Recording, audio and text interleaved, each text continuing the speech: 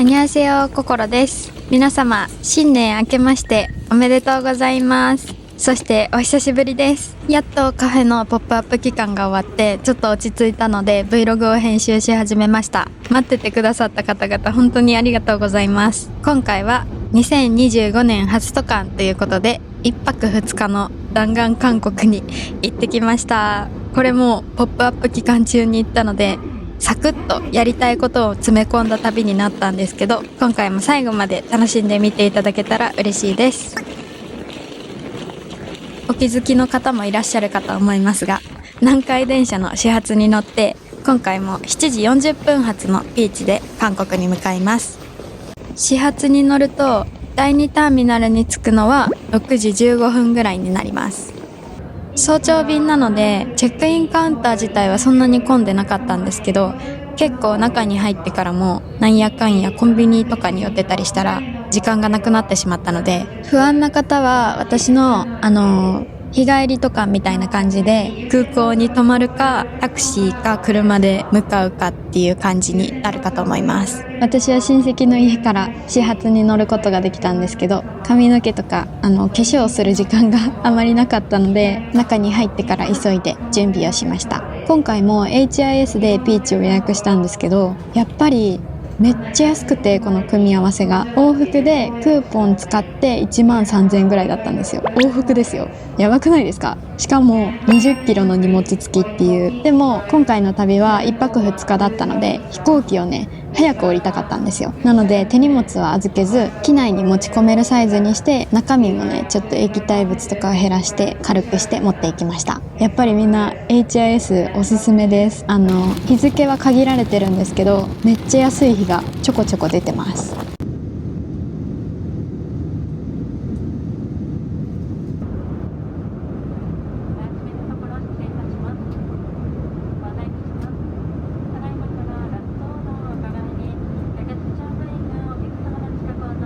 さあ韓国に着きました。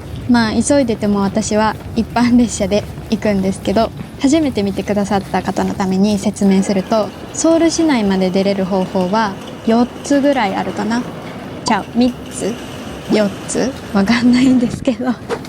普通に考えられるのがバス、電車、タクシーですね。この3つのどれかで大体の人はソウル市内まで行くと思うんですけど、バスで大体1800円ぐらいで、タクシーが6000円弱ぐらいで、電車で行くと一般列車と直通列車ってあるんですけど、直通列車だと予約なしで1200円ぐらいだったかな。予約をアプリとかでしていくと1000円前後かなで乗れると思います。で、一般列車、私がいつも乗ってるやつは500円弱でソウル駅まで出れちゃいます。直通列車はその名前の通りソウルまで止まらないので45分で行けるんですけど、一般列車だと1時間なのでバスとそんなに変わらないかなって思います。なので私はいつも一般列車に乗っています。私はパワー J なので効率重視で移動していきます。今回は本出駅で降りて乗り換えて新町まで来ました。新町に現代百貨店があるんですけど、そこの地下に私の好きなブランドが揃ってて一気に見れるので、ここでお買い物をしてからホテルの方に向かおうと思います。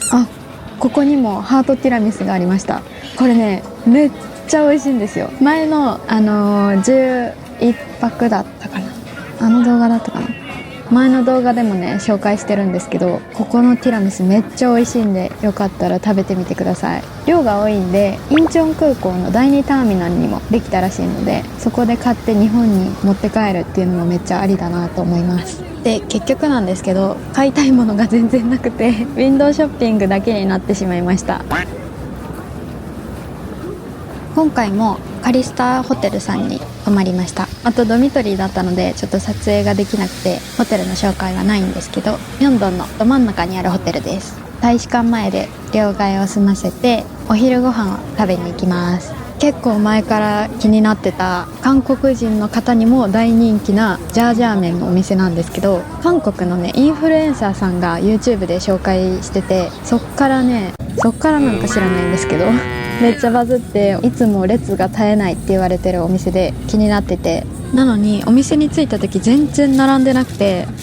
いけるやんと思ってドア開けてみたら中に入れないぐらい人がいました。ということで外に並ぶ人の1人目だったんですけど、中に入るのに20分ぐらい並んで、そっからね中の席で20分ぐらい待って、その並んでる席で注文するんですけど、そっから席に案内してもらって、そこでもまた20分ぐらい待って、合計で1時間ぐらい待ちました。でその次の予定が詰め詰めだったので大急ぎで食べました。でもめっちゃ美味しかったです。ここのジャージャー麺、麺がね刀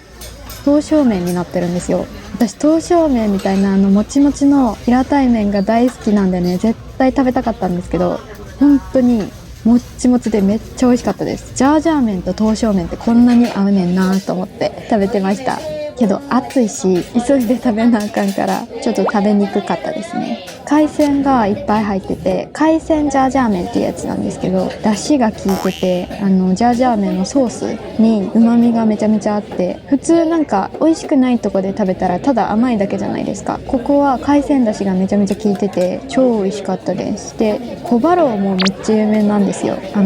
タンスユクみたいな小バローっていうのがあって、それもねもちもちで美味しいらしいので、次は2人以上で行った時に食べようと思います。お腹空いてきた。めっちゃ美味しそう。超おすすめです。ぜひオープン前から行って並んでみてください。私これ平日の1時に行って1時間待ちました。平日と休日のオープン時間が違うかったので、その時間だけ気をつけてください。明洞のちょっと端の方にあるんですけど、めちゃめちゃ行きやすいです。大使館前から近いです。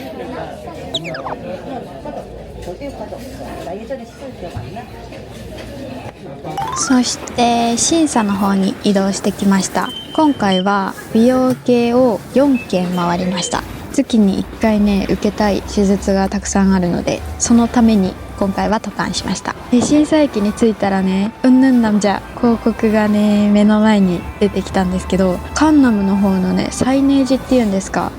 建物についてる大きなモニターみたいなのがあるじゃないですか。そこにいっぱいもういろんなところでうんぬんなんじゃの広告が流れてて、ちょっとびっくりしました。どよんさーって思いながら歩いてたんですけど、もちろん見に行ってきました。この間またその動画も載せるので待っててください。で審査に何をしに来たかと言いますと、初めて行くんですけど、植毛の専門のクリニックさんに来ました。モー&ラインさんっていうところで、今回はね植毛のカウンセリングをしたかったんですけど、頭皮ケアもできるっていうことだったので、頭皮ケアもしてもらって、こんな感じで頭をね最初に洗ってもらうんですけど、男性の方が手術してくださるんで力が強いのでめっちゃ気持ちよかったです。頭皮をまずきれいにしてもらって、私は抜け毛と乾燥が結構ひどいってことだったので、その状態に合わせたケアをしてもらいました。ダウンタイムとかでお風呂に入れない時あるじゃないですか。そういう時に一緒にね頭皮のケアまでできるので、美容室よりいいかなと思いました。頭にスチームしたの初めてだったので、なんかめっちゃじわりますよね。個室でやってもらうので、この状態は誰にも見られないで済みます。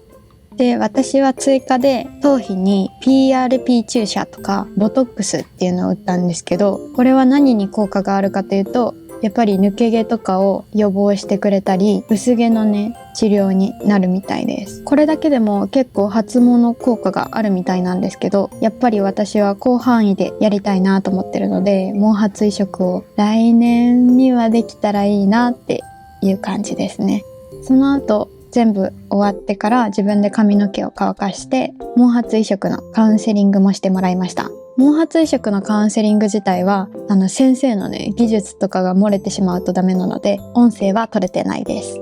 めっちゃすごかったのが、普通毛髪移植すると移植した感じがすごい出るじゃないですか。ぱっくりここから毛を植えましたよっていうのを目で見て分かっちゃうと思うんですけど、ここの先生の技術はグラデーションにね髪の毛を生えさせるので、本当に症例写真見せてもらったんですけど、どこからが植毛でどこからがもともとあった毛かわからないぐらいの綺麗さだったので、めちゃめちゃ惹かれました。ただ私的には歯の矯正とかまだまだいろいろやりたいことが残ってるので、もうちょっと考えてからにしようかなと思います。さあ明洞に戻ってきたんですけど、頭皮ケアとね植毛のカウンセリングもしたので結構時間がかかってしまって、もう夜になってしまいました。8時からまつげパーマを予約してたので軽く食べようかなと思ってたんですけど、ゴンチャがね目に飛び込んできてしまいまして、ウィシズニーとしての血がね騒いでしまって、ゆうしくんの好きなブラウンシュガーミルクティーを買いました。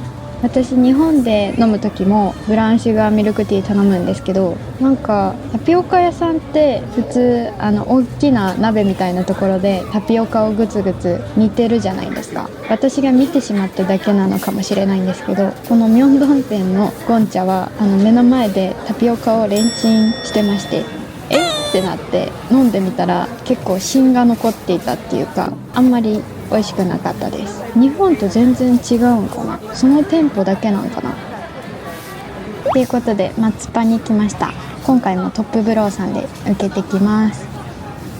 ビフォーをもぐもぐしながら撮ってます。1時間大爆睡をかましまして、カラコンがぐるぐる回ってしまって、アフターの動画がちょっと気持ち悪かったので、先にチキンを食べに来ました。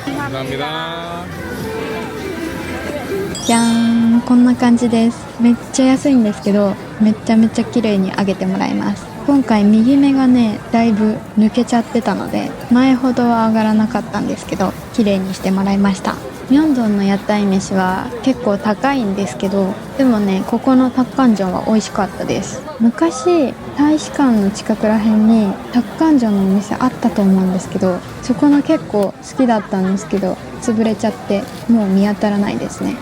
タッカンジョンなので甘めの味付けでお餅がねサクサクしてて美味しかったです。最後にちょっとミョンドンでふらふらとお買い物して1日目終了です。朝からお土産を持ってどこかに向かいます。関西人ですが難波駅にごま卵が売ってるんですよ。で私ごま卵大好きなのでぜひお土産にしたいなと思って買っていきました。マイナス5度です今日。この気候動向カードのキャラクターヘチっていうらしいですよ、シズニの皆さん。ヘチャに渡よ。綺麗なハンガンを渡っていきます。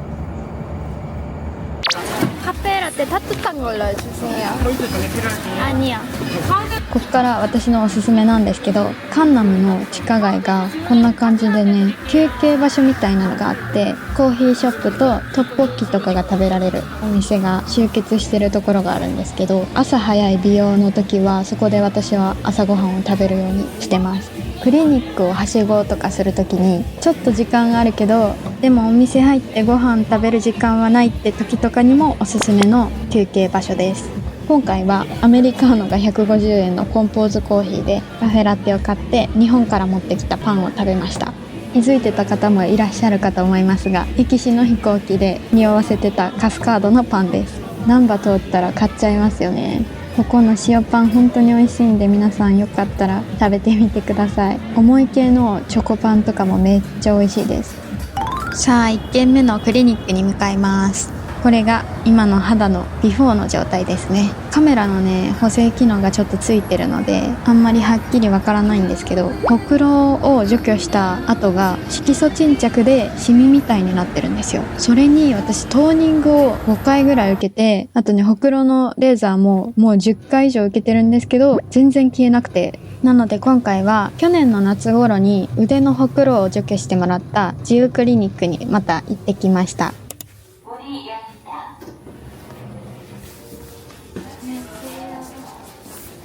自分で後から見て思ったんですけど、顔四角すぎん。いつも髪の毛で隠してるのであんまりわかんないんですけど、こう見るとすごいな。前回来た時はお菓子をもらったんですけどプレゼントが変わったみたいで、今回はね鏡をいただきました。オリジナルの鏡だそうです。で麻酔を塗ってまたひよこが渡されたのでビビってます。私はほっぺたの赤みとあと小鼻に赤みがね結構あるんで、それとあとシミの治療をしていただきました。合わせトーニングって言って、これね私の肌の状況を見ながら何のレーザーにするか先生が決めてくださるんですけど、めちゃめちゃ良かったです。さっき言ってた私のその色素沈着のシミが本当に何回トーニングやっても消えなかったんですけど、今ねこんな感じです。もうみたいな。私が今まで見てきた自分の肌の中で一番綺麗です。ほくろだったので初めてこんなにほくろがない状態を見ましたね。ありがとうございます。本当にいろんな種類を打ってもらったんで泣きました。普通に。いや、1回がめっちゃ痛いとかそんなんじゃないんですけど、何回も何回もずっと打ってるのでちょっとずつね涙が出てきました。打った直後なので肌はちょっとだけ赤みが出てるんですけど、こっから今3週間2週間ぐらい経ったのかな、めっちゃ綺麗になったので本当に感謝です。何が違うんやろね、トーニングの種類。初めてこんなに効果を感じました。で、いつものマリワンで脂肪溶解注射をまた打ちに行くのでお腹をね満たしておきます。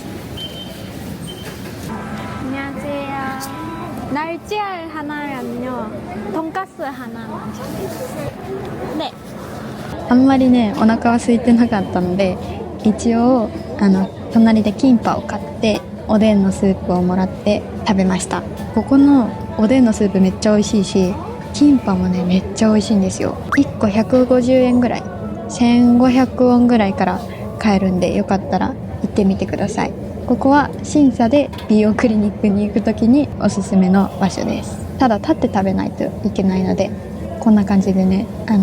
現地の方々と一緒にご飯を食べることができます。さあ、今回の脂肪溶解注射は初めてダイエット専門のクリニックさんで打ってきました。サンサンクリニックです。ここね、脂肪溶解注射がメインにはなるんですけど、それプラスダイエット専門なのでダイエット薬とかも処方してて、本格的なねダイエットのアドバイスとかも受けれちゃうすごいクリニックです。部分痩せだけじゃなくて、こうやってね全身痩せれるっていうのでめちゃめちゃ気になってました。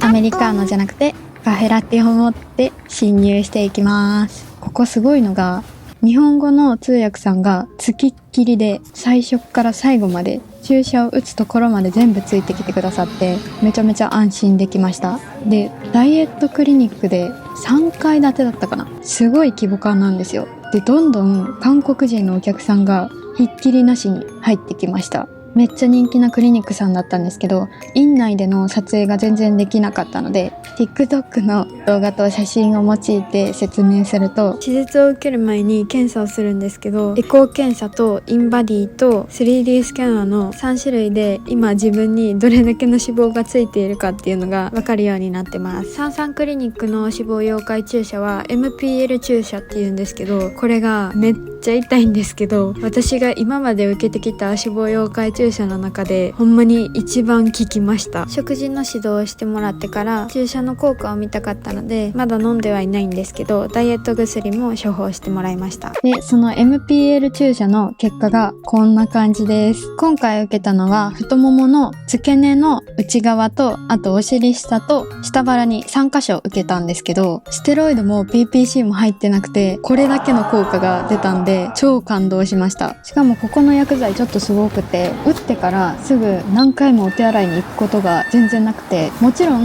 お手洗いの回数は増えたんですけど、薬剤がねゆっくりゆっくり効いていくっていう感じがして、多分それのおかげかすごい効果が出たんだと思います。注射を打ってから1週間ぐらいはお手洗いが近かったです。多分代謝が上がってたのかな、そんな感じがしました。で、ズボンを履いて本当にびっくり、めちゃめちゃすっきりしました。多分今までで受けてきた注射の中で一番効果があったかなと思います。しかも打ってすぐ全然元気だったので、またシティブリーズに来ました。年始とかだったんで、冬物のセールが 60% でプラス新年セールが 10% で、1日目に着てたトレーナーあるじゃないですか。今回買えばよかったなってめっちゃ後悔しましたけど、プラス2着買っちゃいました。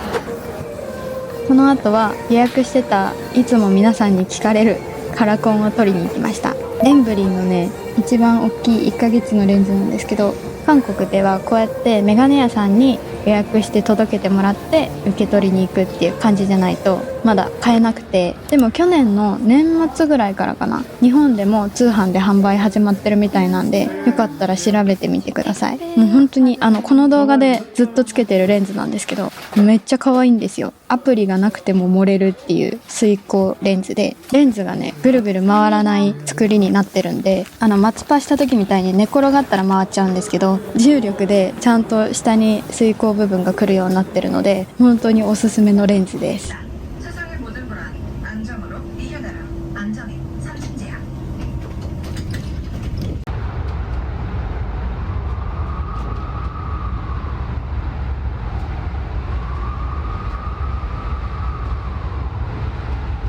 V 字が張ってるのでまだ物足りない私はインチョン空港に急いで向かって、到着口の E の出口の近くにある揚げパン屋さんなんかな、壁木がね売ってるところがあったんですよ。そこで壁木とさつまいもとじゃがいものパンをね買って帰りました。また日本に帰国して親戚の家に泊まるのでお土産です。ここのねさつまいもの揚げパンがめっちゃ美味しかったんで、壁木よりもおすすめです。どっちも美味しかったんですけどおすすめです。で4階のフードコートみたいないろんなお店が入ってるところでご飯食べようかなと思って行ったんですけど、あんまり食べたいものがなくって、チェックインして101番以降の搭乗口ってモノレールに乗るじゃないですか。そのモノレールに乗った後にあるフードエンパイアでチキンがね食べれるらしくって、チキンを食べに行きました。一人用のチキンってなかなかないですよね。キョチョンチキンが一人用のメニューが出たのかな、もう出るのかなみたいなニュースを見たんですけど、ここのねチキンもハニーコンボ風なのにガーリックが乗っててめちゃめちゃ美味しかったんですよ。私ハニーコンボよりこっちの方が好きかもってぐらい美味しかったので、ぜひLCC に乗る方は行ってみてください。モノレールを降りて上にエスカレーターで上がってすぐのフードエンパイアにありました。空港でチキン食べれるとこって多分ここしかないですよね。本当にね美味しかった。毎回ここ行きたいぐらい美味しかったし、しかもモノレールに乗った後なのでめっちゃ空いてて、チキン自体は15分ぐらいかかりますよって言われたんですけど、全然15分も待ってなかったです。おすすめです。こんな感じで最後までガチの食欲を満たして飛行機に乗って帰りました。はい、2025年初渡韓いかがだったでしょうか。また次回の Vlog も楽しみにしていただけると嬉しいです。アンニョン。